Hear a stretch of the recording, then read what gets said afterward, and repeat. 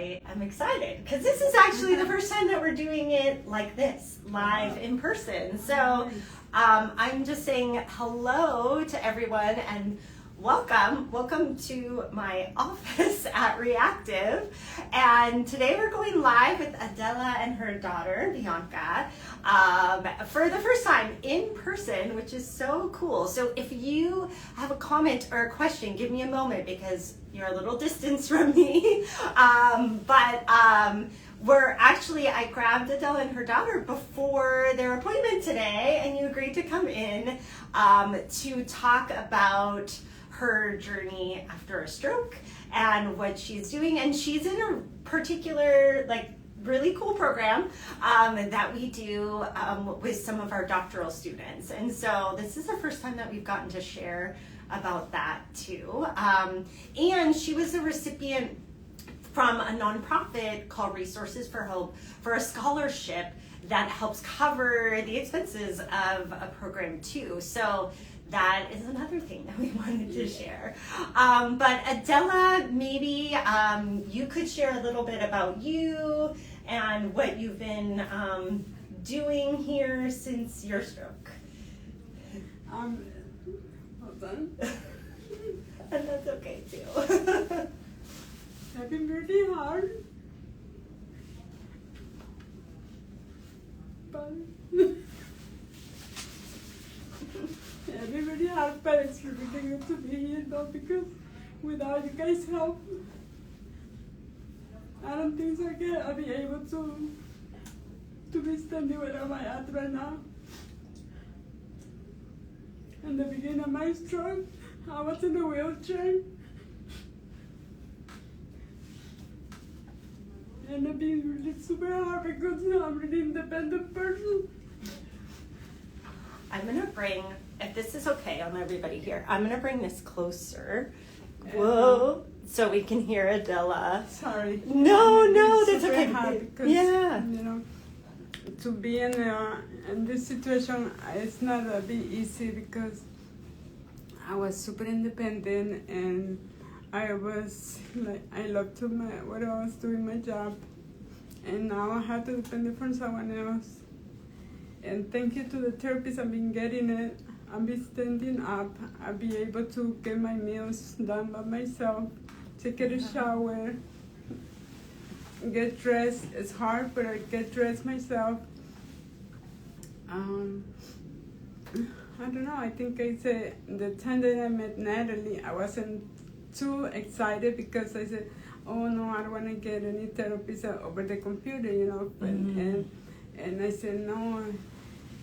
But when I started going with Stephanie and Natalie in the beginning, it was really good because they showed me how to say I can put my bra on, how to put my shirt. It's emotional, huh? Yeah. You've been through a lot. Yeah. And you've come a long way. So you mentioned you started in a wheelchair. Yeah, I was in a wheelchair. Yeah. And I see you walking in now. Yeah. And pretty independent.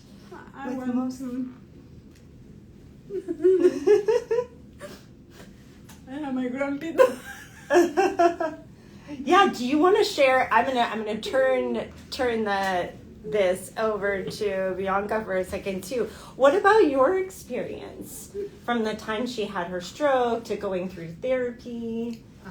Well, we learned about Reactive when she was in rehab, when she was in acute rehab, and we feel really lucky to have gotten the scholarship, and it really has helped her advance a lot. From a wheelchair to using her cane to now practicing to walk without one. It's been a long journey. Yeah, I was gonna say, I think just my time that I've seen you, like today you walked in without the cane, right? And I almost always had seen you with the cane. Mm-hmm. So that is... that was good. Natalie and Stephanie, they always say, oh, you have to, I know you don't know how to do it, but you say you have to put it on your mind. If you put it on your mind, you have to walk without, you can do it. And it's true. It's not easy, but it's true. And it's just scary. I don't walk around the block yet because it's not, like I say, oh, what am I going to do if I fail, or, like what am I going to do? And it's, I'm a little bit scared. I'm still scared. I'm not going to say no. Mm-hmm. But around the house, I walk it without the cane. And yeah, it's really good experience. And I can say, I really recommend it, like people really want to do this. It's good. It's in the beginning, I was a caregiver, and it's true. I don't believe in therapists. I'm always. Oh, you were a caregiver for other people. Yeah. And you said, I don't believe in therapy. Yeah. And now what do you say? You really have to believe. I really recommend it because, it's helping me. I work with, I'm always, my patient is over 90. And they always say, do this, do that. And say, that's not going to help. Really unbelieve it. And now I believe it because I'm going through this, and it's work. It's really work. Yeah. Yeah. And maybe you can share a little bit. So you're working with physical therapy and occupational therapy, right? Yes. So maybe you can share a little bit about what you're doing with each of those. That might be a little different. Oh, it's big different. It's I can say it's big different in the way that I'm not sorry. Yeah. Because in the beginning, when I was in the hospital, we get up early morning. She always gave me up at 6 in the morning, start doing therapy, and I say, I'm always say, no, I don't know how to do it. I cannot do that. And when I start coming in for I started physical therapy person here, and they said, even if you can. They say, lift your leg, try just think about you doing it. And it was, I'm working, and yeah, it worked. I really recommend it to work. I can say, sometimes I say, like, oh my God, I cannot believe it. I'm not doing this. And sometimes it's really embarrassing because I was really active person, and I'm always, I was doing 2 jobs, and I always, I know a lot of people work in the market, especially in the market. You meet all kinds of people, and sometimes we're lazy, or we just watching when the people walking in, and they say, "Oh, look, what funny!" Or I have one beautiful lady. She was my customer. She always give me a big smile and a kiss. But I know I asked why she was walking like that, and now I'm doing the same. I think she was really young. She was in her 40s. But you don't ever think that this is going to happen to you. Yeah. And say, wow. But now I'm in this situation. I see that happen to younger kids too, not just older people. And because sometimes you say, oh, it's over 50. Oh, it's over. I say like, hey, I'm over 50 now. And that's not fair. Yeah. So you started here pretty soon after you got home then from I think rehabilitation? like a week or 2 weeks after come out from the hospital. She got out of the hospital, I think, at the end of August. Oh, okay. August 29. And I want to say she started, I don't know if September or October. I think it was in the last week. Okay, like within a month or so. Yeah. And then you started right away with physical therapy? Yes. And then you added occupational therapy. And what are some of the things that you're doing with Joey, your occupational therapist? But mostly he likes to work with my scapular to just try to move my arm. But I don't get it. That's why sometimes I tell her, she say, oh, you have to believe it, you do it. I say, I'm not really getting much, but I do believe a lot in physical therapy because it make me walk. Mm-hmm. It made me go around. I don't need before when I get out. When I get out from the hospital, I was using her to go to the bathroom, and now I can go to the bathroom by myself. Yeah, I can say I think. And the same time, sometimes she got mad a lot, but at the same time, it's helping me because see her getting angry to me is the truth comes out. But you mean that she's kind of pushing you to like, yes, you can do this. keep that's pushing, keep working. She with the help of occupational therapy, she's learned to shower. She learned to tie her shoes. She learned to get dressed. Wow. Joyce also taught us some cooking skills. We got tools for like one-handed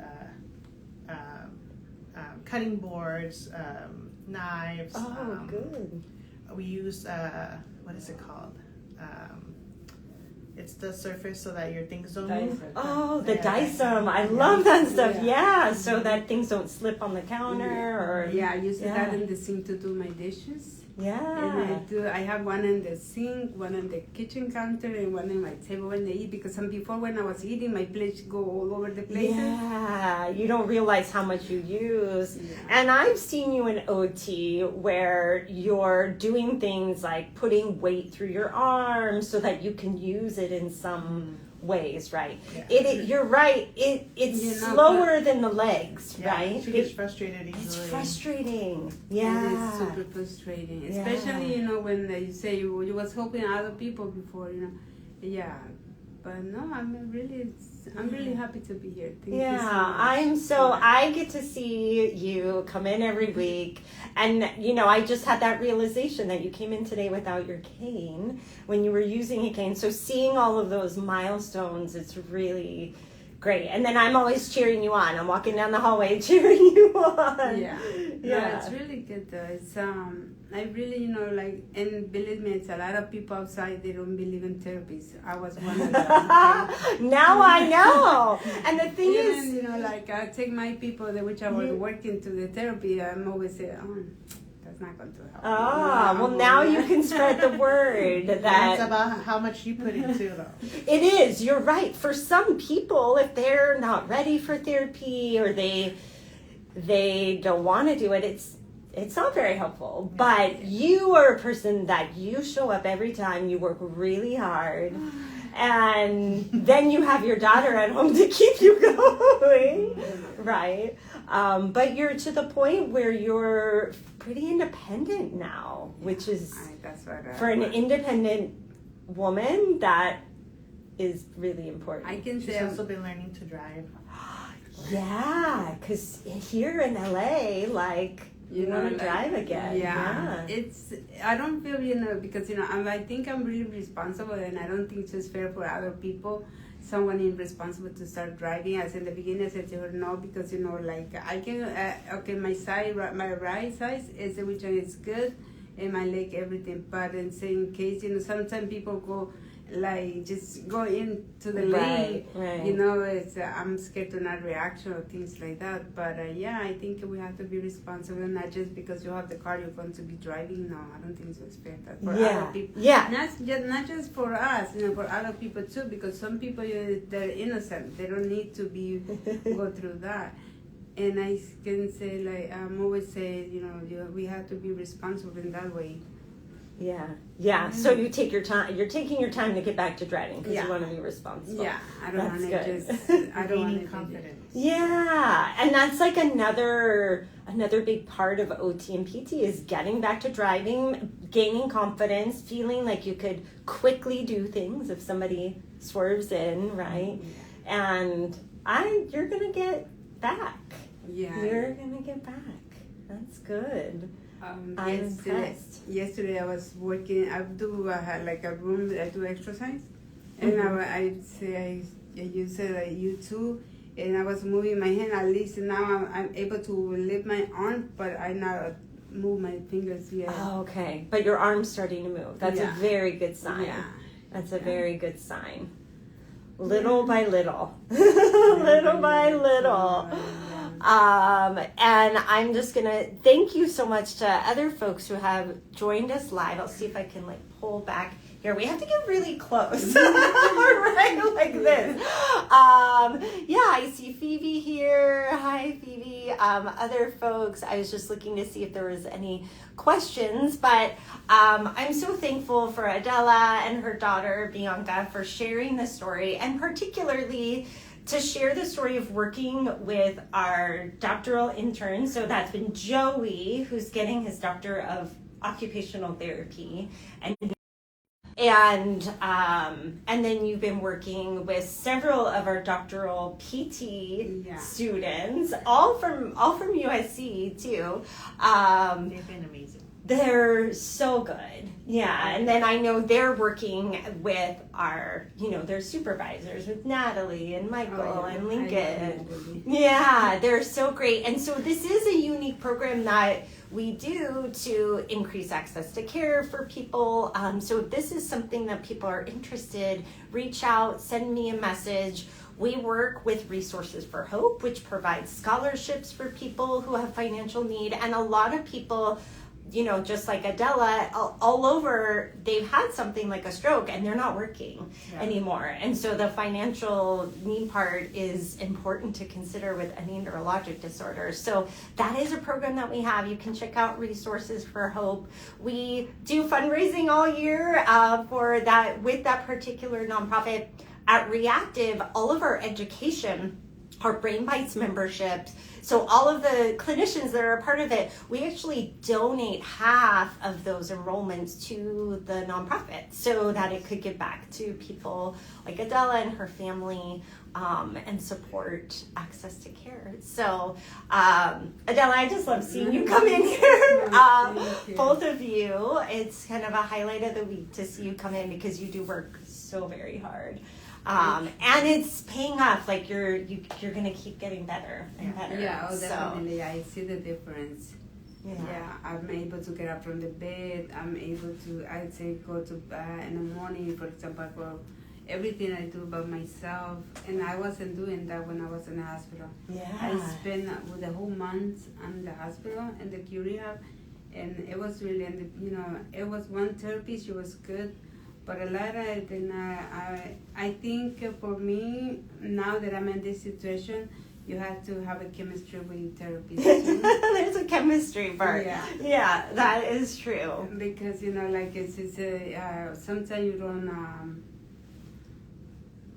if you say, I think that was when I say, I don't believe in therapy, because I used to, I have two of my patients, she's always say, no, I don't want to do this. And I feel, now I see the way that she feel, but she don't want to work on it. Yeah, and you do. I mean, you keep showing up.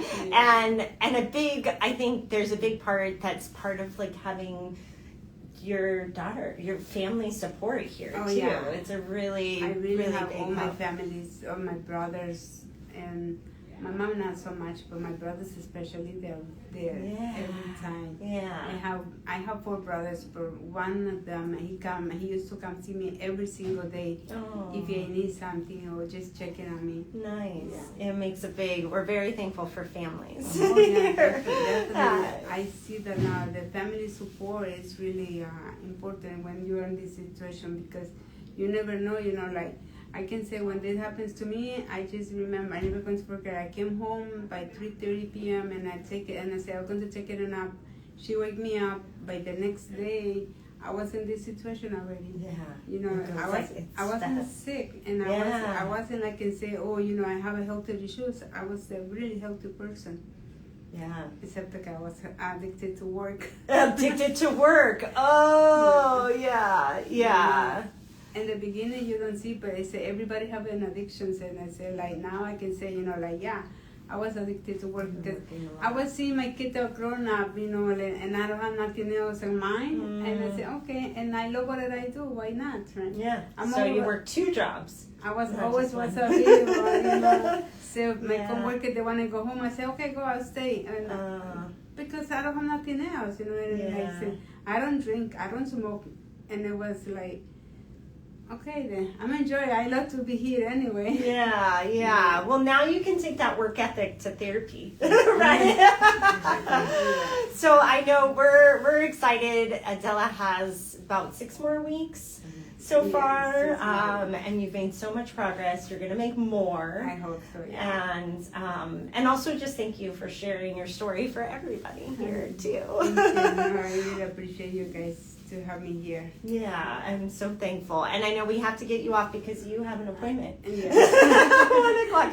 So thank you everybody who came too, and we'll keep cheering on Adela and supporting supporting access to care. So thank you for being a part of that. And if you're here, if you're coming to Reactive, you can cheer Adela on. And she's in therapy too. All right, have a great day.